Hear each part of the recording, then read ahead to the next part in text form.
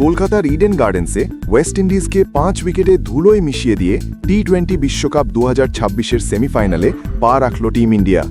টি-20 বিশ্বকাপের ইতিহাসে এটি ভারতের সর্বোচ্চ রান তাড়া করে জয়ের রেকর্ড, আর নায়ক আর কেউ নন, সঞ্জু স্যামসন। তাহলে চলুন শুরু করা যাক আজকের ভিডিও। ইডেনে আজ যা ঘটল তা ক্রিকেট বিশ্ব অনেক দিন মনে রাখবে। 195 রানের বিশাল পাহাড় টপকাতে নেমে ভারত আজ প্রমাণ করে দিল কেন তারা বিশ্বসেরা। কিন্তু একটা বিষয় লক্ষ্য করেছেন, এই জয়ে ভারতের একটা দীর্ঘদিনের মিথ ভেঙে গেল।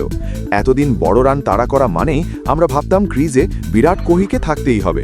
2014-র দক্ষিণ আফ্রিকা সেমিফাইনাল হোক, 2016-র অস্ট্রেলিয়ার বিরুদ্ধে কোয়ার্টার ফাইনাল, বা 2022-এর সেই মেলবর্নের রূপকথা, সবখানেই কাণ্ডারি ছিলেন বিরাট।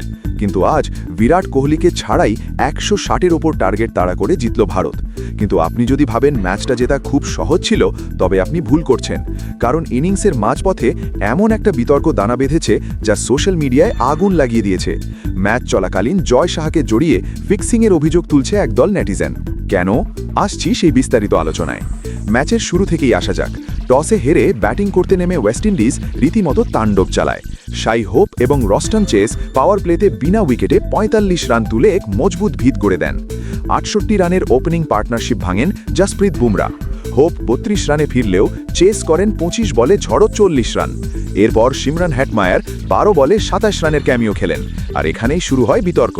হেটমায়ার আউট হওয়ার পর ইন্টারনেটে রব ওঠে যে এটি নাকি ফিক্সিং।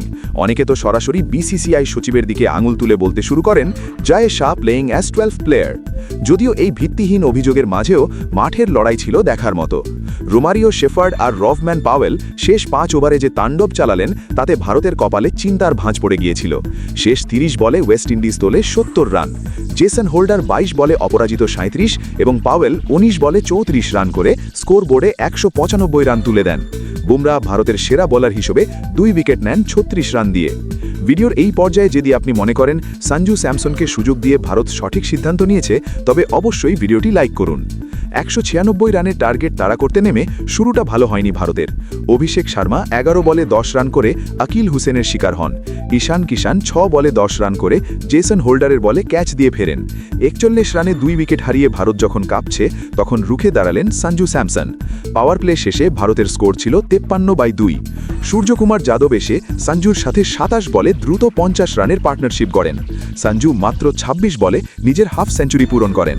সূর্য 18 রানে আউট হওয়ার পর তিলক বর্মা এসে 15 বলে ঝড়ো 27 রান করে জয়ের পথ প্রশস্ত করেন। হার্দিক পান্ডিয়া 17 রান করে আউট হলেও ইডেন গার্ডেন্সের দর্শকদের স্নায়ুর চাপ বাড়তে দেননি সঞ্জু। শিবম দুবেকে সাথে নিয়ে শেষ ওভারে প্রয়োজনীয় 7 রান অনায়াসেই তুলে নেয় ভারত।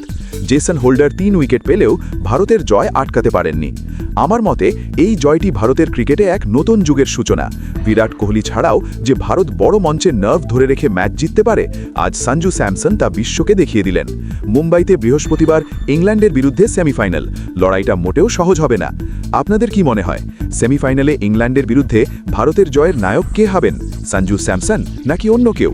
কমেন্ট বক্সে অবশ্যই আপনার মতামত জানান।